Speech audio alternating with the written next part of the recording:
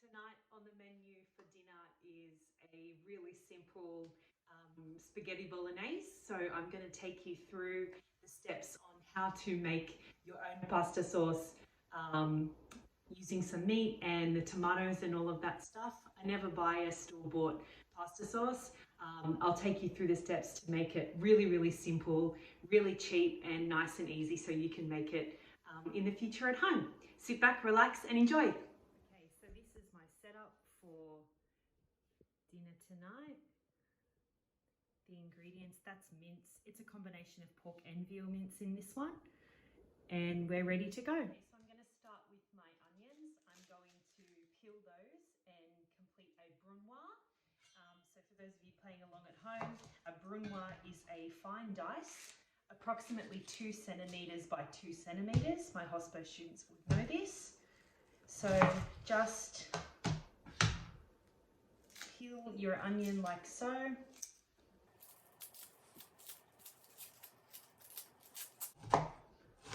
And you just want to slice through approximately down those veins of the onion, about 2 centimeters.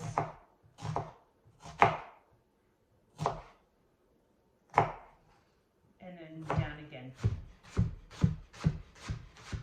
into a nice fine dice.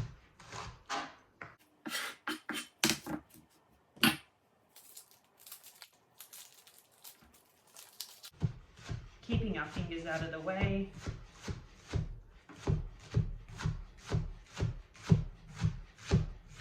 Nice and consistent with your chop. If you do have chunkier parts, that's not that bad, but with a bolognese, you want to sort of make it not chunky. There's nothing really worse than biting into or trying to eat your pasta and there's a big chunk of onion. Okay, so my onion is chopped and ready to go. I'm going to put it into my pot now, and then I'm going to prepare the rest of my vegetables. I'm using zucchinis as well. It's a great way to bulk up a sauce and to add a little bit of extra flavour. So I'm going to cut these into a macédoine. So that's slightly larger than a brunoise, and the way that we do that is by putting, we're just going to level that off like how we would start a julienne cut. So they're flat on our board. You can keep those as well, we're not going to waste them. Sliced down into batons, probably about 2 centimeters, into strips, so a little bit larger than a julienne, and then into the dice, like that. So they're cubed. I'm going to continue that with the others.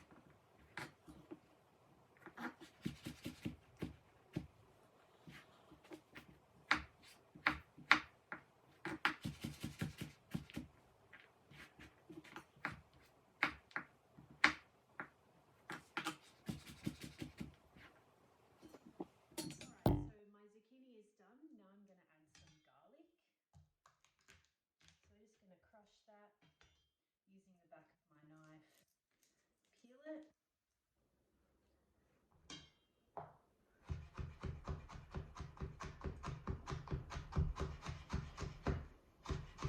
Just be careful with your fingers. And then just a cross chop over the top.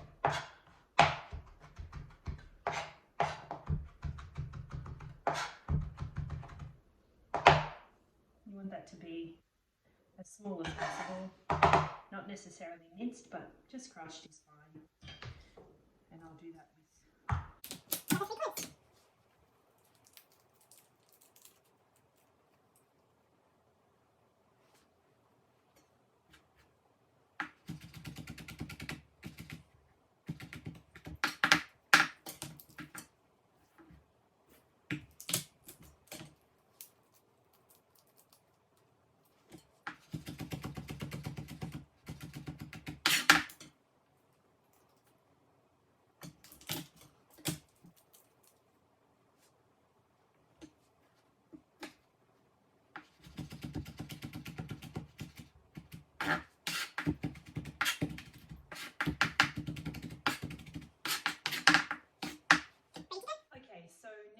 vegetables are in my cast iron pot. You can see here that I'm using a deep dish pot because I am making quite a bit of sauce. I'm going to make this and then use it over the next couple of days.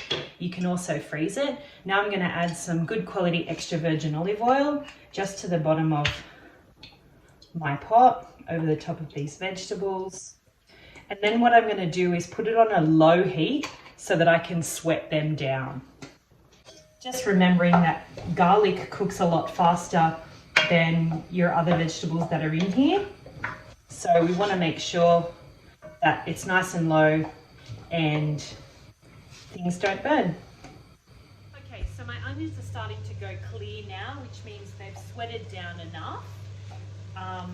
And they're releasing their aroma, which is absolutely beautiful. So now what I'm going to do is add my mince. Like I said before, this is a combination of beef and pork mince, which is what a traditional bolognese is made of. The reason why they have a combination of beef and pork, or this is veal in this case, a young cow, because pork has a high fat content and so does veal. And it just adds a lot of flavour. But religiously or culturally, if you can't eat pork or beef, they can easily be substituted. So a lot of bolognese is just normal beef and no pork. So I'm going to add that now,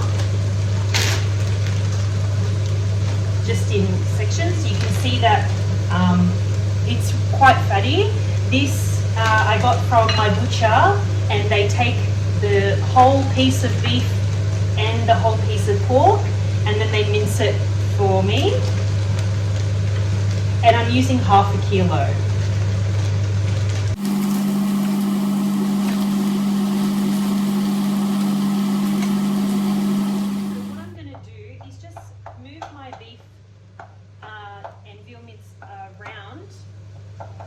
And you want to just break it up a little bit.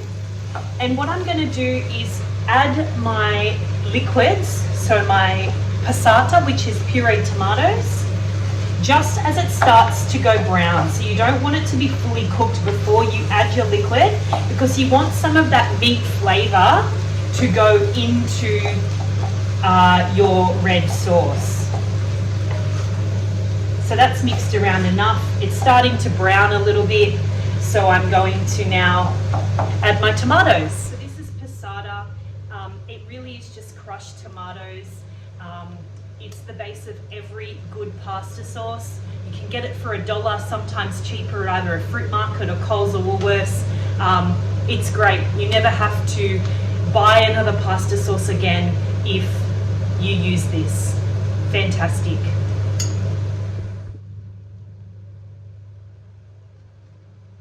So pouring that in, and you can stir it around. The fat from my beef is starting to be released as well, which is going to add a little bit more liquid to the sauce. And then to get the rest out of this bottle, I'm just going to grab some water.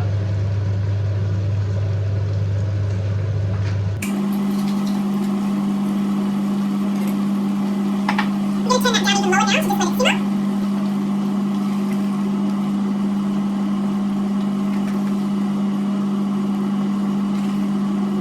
this is also the time where I'm going to add 2 tins of peeled tomatoes.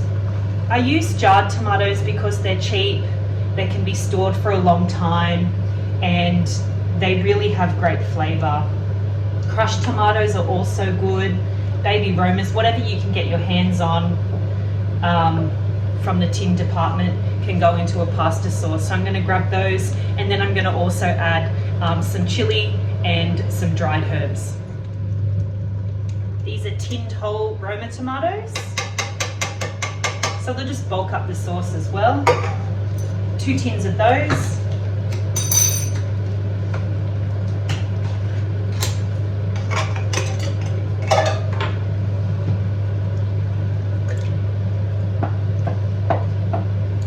And then you just want to break up those tomatoes a little bit and stir that around.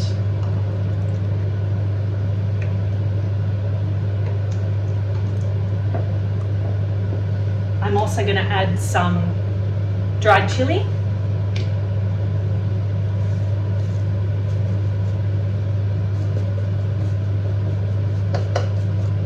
Not a lot, but that's dependent on your preference and your taste.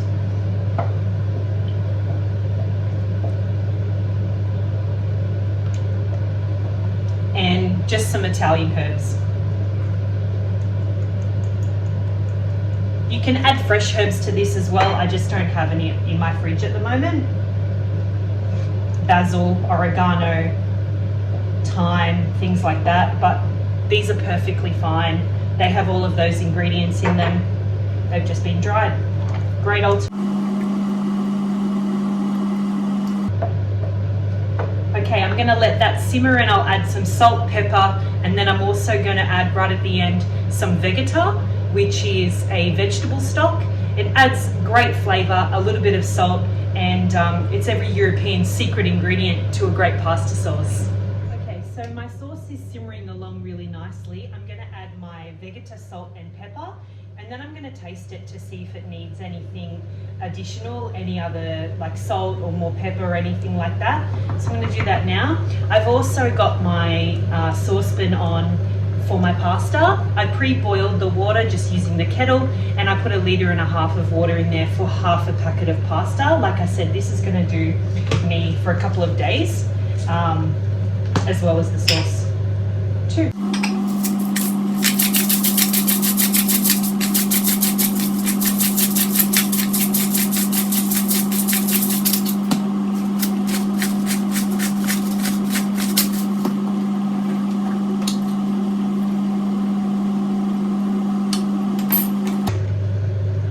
Just stir that around.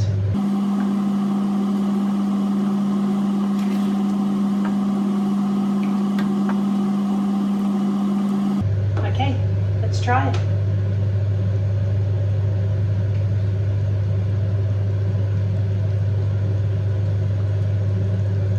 Perfect.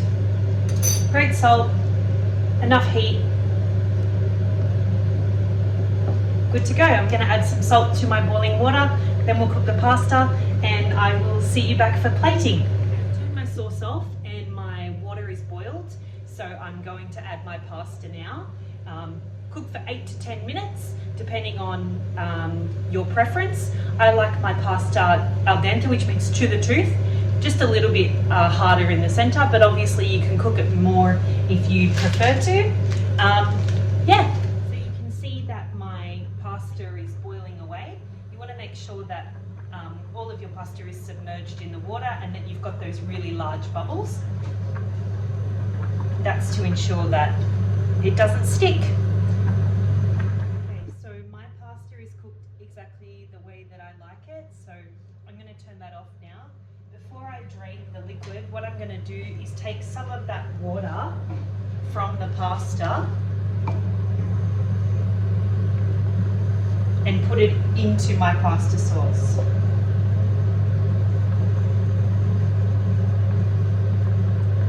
That just adds a little bit of that salted water flavour as well. It also thickens it because the starches from the pasta have been released into the water, and that thickens your pasta sauce just a little bit. Okay, so I'm going to turn that off now. I'm going to drain it in my colander and then I will plate it up. Dinner time. So there you have it, my 2 pasta dishes that have been served up ready for dinner. You can garnish this with fresh herbs, dried herbs, cheese if you like, parmesan or whatever. I don't have any at the moment, but that's good to go and ready to have for dinner. So thanks for joining me again, guys. I hope you learned something from this little video about how to make a quick and easy spaghetti bolognese at home. Don't buy store-bought pasta sauce. It's really easy to make it at home with some simple ingredients. It'll cost you less than $10 to feed your whole family. It's really great. It can be frozen, that sauce. It can be eaten over multiple days and it'll actually taste better tomorrow when I eat it for lunch. Feeds a lot of people relatively inexpensively. So tune in tomorrow for another edition of Georgie's Lockdown Kitchen.